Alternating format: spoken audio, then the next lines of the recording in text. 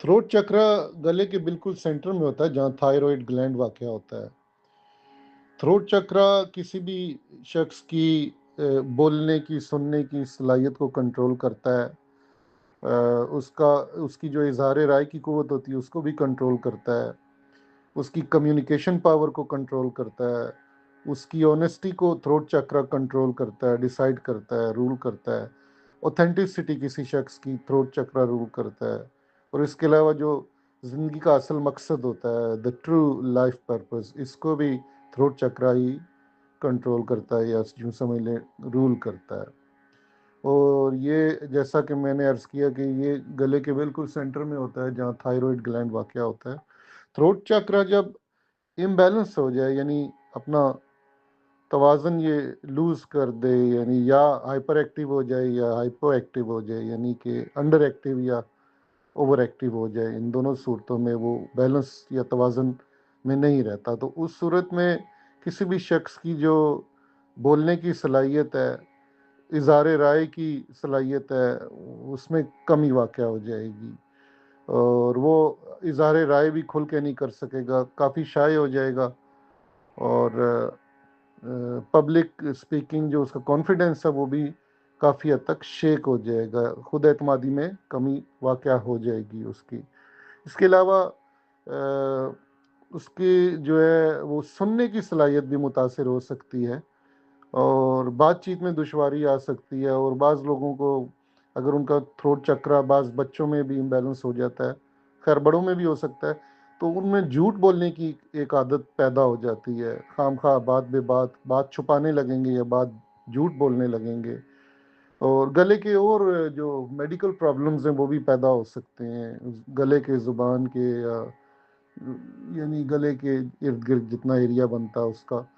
उनके बाज़ औक़ात सुनने में प्रॉब्लम हो सकता है उनके, और अपने ही जो उनके ख़यालात होते हैं वो उसमें भी, उनके मामलात में भी अदम एतमाद का शिकार हो जाते हैं। यानी अपनी सोच पे भी उनको ख़ास यकीन या खुद एतमादी नहीं होती।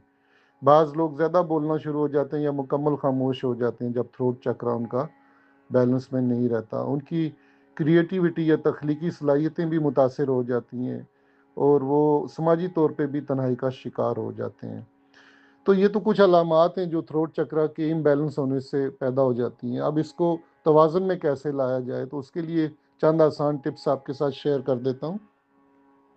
चूँकि थ्रोट चक्र का जो नेचुरल कलर है वो ब्लू है, नीला रंग, जिसको थ्रोट चक्र कंट्रोल करता है। तो एक तो ये कि आप खुली फ़िज़ा में जाएँ, आसमान जब क्लियर नीला हो, उसको गौर से देखें, देर तक देखें, दूर तक देखें, उसका मुशाहिदा करें, मुराक़बा करें।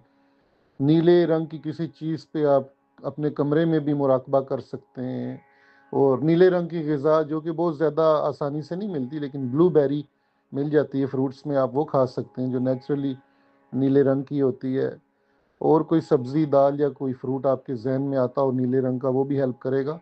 नीला नग पहने, नीले रंग का जेमस्टोन, ब्लू लेस अगेट एक पत्थर होता है, वो मिनिमम 5 कैरेट में आप पहने, अंगूठी में पहने या पेंडेंट में पहने।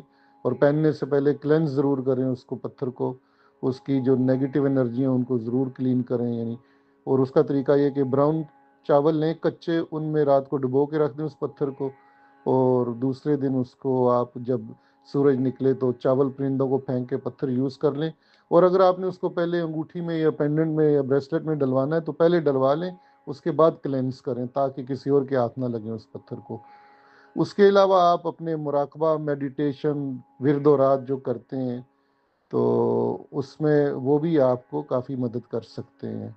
कुछ लोग योगा की टेक्निक्स यूज़ करते हैं, tai chi की करते हैं और मेडिटेशन की करते हैं, लेकिन ये चंद आसान टिप्स थी जो मैंने आपके साथ शेयर कर दी, तो उम्मीद है कि इनसे आपको फ़ायदा होगा।